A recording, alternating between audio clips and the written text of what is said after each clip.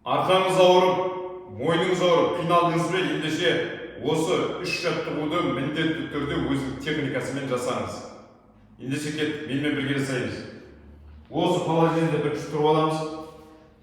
Аяқ жамбастың арақашықтығында немесе иықтың арақашықтығында ашамыз. Екі шынтақ жерде тек алақанды қосамыз, қолымызды айқастырамыз. Саусақты айқастырамыз, желкеге қоямыз. Жаймен де осылай шынтақпен әкеліп барынша мына мойынды бүге береміз.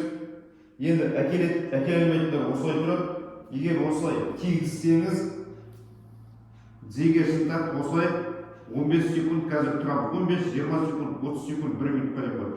Қазір біз 15 секунд тұрамыз.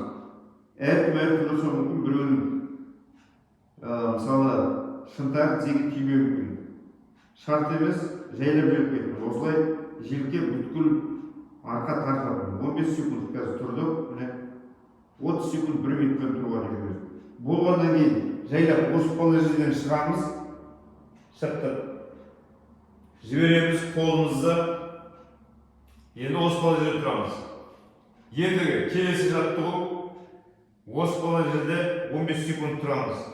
Демді алдым, етті тигіземіз, күжірейіп болай, осы 15 секунд тұрамыз.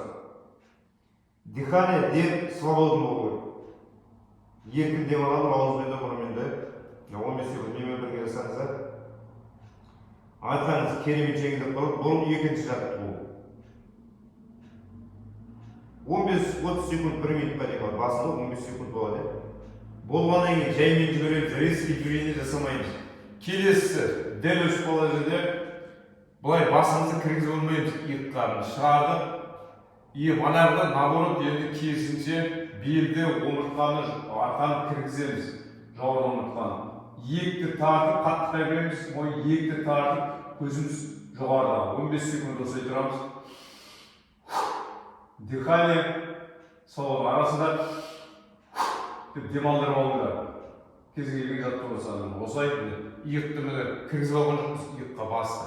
Осылай 15 секунд, 30 секунд тұрып алады. Керемет. Болғаннан соң жаймен жібереміз, отырамыз, немесе жаймен тұруға болады.